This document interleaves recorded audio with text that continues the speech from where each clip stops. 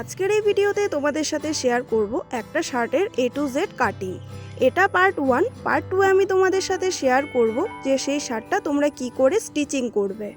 প্রথমে কাপড়টাকে দুভাঁজ করে নিয়ে নিচের দিকে 1 ইঞ্চি দাগ কেটে তারপর লম্বা অনুযায়ী তোমরা যতটা দেবে সেই হিসেবে দাগ দিয়ে উপরে 1/2 ইঞ্চি রাখবে, সেটা হচ্ছে মার্জিনের। আর সাইড থেকে 1.5 ইঞ্চি মতো দিবে, সেটা হচ্ছে গিয়ে বোতাম, আর বোতামের ঘরের জন্য এই জায়গাটাকে ফোল্ড করতে হবে। তারপরে যে দাগগুলো কেটেছিলাম সেখানে এরকম স্কেল দিয়ে লম্বা লম্বা করে দাগ কেটে নেব, এটা হচ্ছে মার্জিন করতে সুবিধে হবে। এখন মাপতে হবে শোল্ডারটা। তো 1.5 ইঞ্চি যে রাখা হয়েছিল ফোল্ড করার জন্য সেটা বাদ দিয়ে আমাদেরকে 8.5 ইঞ্চি নিতে হবে, আর সেই 8.5 ইঞ্চি থেকে নিচের দিকে নিতে হবে 6 ইঞ্চি, এটা হচ্ছে আর্মহোলের জন্য। এখন আমরা নেব বডির মাপ।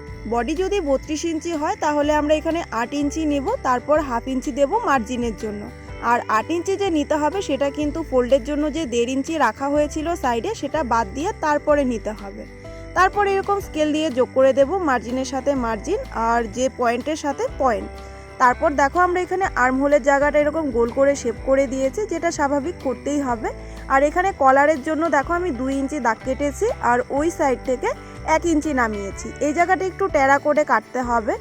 আর কলারের জায়গাটাও কিন্তু ওই যে 1.5 ইঞ্চি বাদ দিয়ে তারপরে 2 ইঞ্চি নিতে হবে। আর নিচের দিকেও এরকম 2 ইঞ্চি নামিয়ে এরকম গোল মতো একটা শেপ করে দিতে হবে। তারপর একদম নিচের দিকে দেখো এখানে তোমরা যে কোনো ডিজাইন দিতে পারো, মানে আমি একটু টেরা করে কেটেছিলাম যেটাকে চাইনিজ কাট বলে। তোমরা কিন্তু এই জায়গাটা সোজা করেও কাটতে পারো। তারপরে ওই যে মার্জিন অনুযায়ী দেখো আমি কিভাবে কাটছি, তোমরাও এইভাবে সুন্দর করে কেটে নেবে। এখন উপরের পার্টটা বসিয়ে নিচের পার্টটা কেটে নেব, কিন্তু এক্ষেত্রে লক্ষ্য রাখতে হবে যে 1.5 ইঞ্চি মার্জিনটা ছিল যেটা বোতামের জন্য সেটা কিন্তু এক্সট্রাভাবে বাইরের দিকে রাখতে হবে। আরেকটা বিশেষ জিনিস, কলার যতটা নিচে আছে সামনের দিকে সেই অনুযায়ী কিন্তু পিছনের পার্টটা কাটতে হবে, যেটা আমি তোমাদেরকে এখন ভিডিওর মাধ্যমে দেখালাম। আর পেছনের দিকে পার্টটা কাটার সময় কিন্তু কাপড়টাকে দুভাঁজ করে রাখতে হবে, কিন্তু খোলা মুখটা থাকবে বাইরে জয়েন্টের দিকে। তারপর পেছনের পার্টের যে শোল্ডারের মাপটা হয়েছে সেই মাপটা নিয়ে নেব, আর আলাদা একটা কাপড়ের মধ্যে এদিকে দেখো আমি যেভাবে দিচ্ছি এইভাবে প্রথমে মাপটা দিয়ে দেবে। তারপর সামনের পার্টের দিকে যে মাপটা নিয়েছিলাম কলারের জন্য পুরোটাই মার্জিন শুদ্ধ, সেভাবে এখানেও পেছনের দিকে এইভাবে একটা মাপ নিতে হবে। আর নিচের দিকে 2 ইঞ্চির মতো নামাতে হবে।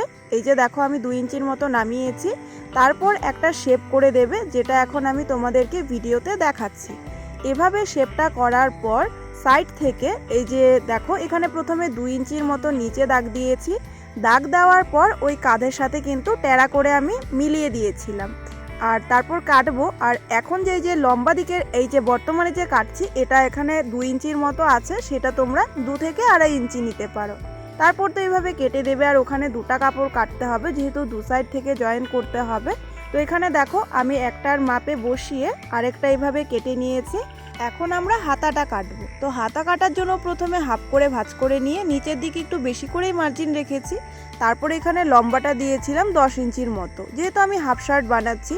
তারপর ওই উপরে থেকে নিচের দিকে 3 ইঞ্চি দাগ কেটে এখানে দেখো প্রথমে স্কেল দিয়ে এরকম সোজা করে দাগ দিয়ে দিয়েছিলাম। আর তারপর এখানে যে 3 ইঞ্চি নামিয়েছিলাম সেই দাগটায় প্রথমে 9 ইঞ্চি, আর হাতার এখানে আমার কত ছিল 4 ইঞ্চি নাকি 5 ইঞ্চি, যেটা আর কি গোলাইয়ের দাগটা হয়। তো তোমরা তোমাদের গোলাইয়ের দাগ অনুযায়ী দাগটা দিয়ে দেবে। তারপর এরকম স্কেল দিয়ে মার্জিনের সাথে মার্জিন আর পয়েন্টের সাথে পয়েন্ট এভাবে কেটে দেবে। এটা কাটা হয়ে গেলে তারপর তালপাটটা কাটতে হবে। কাপড়টাকে শুধু বসিয়ে সামনের দিকে একটু ডিপ করে কেটে দেবে, এটা হচ্ছে সামনের দিকের ভাঁজ করে। তো আমার কলার ছিল তখন 15 ইঞ্চি, তো সেহেতু 15 ইঞ্চিতে দাগ কেটে তারপর ম্যামের কাছে একটা ফ্রেম ছিল সেটা দিয়ে আমাকে বুঝিয়ে দিচ্ছিল কিভাবে কলারটাকে কাটতে হয়।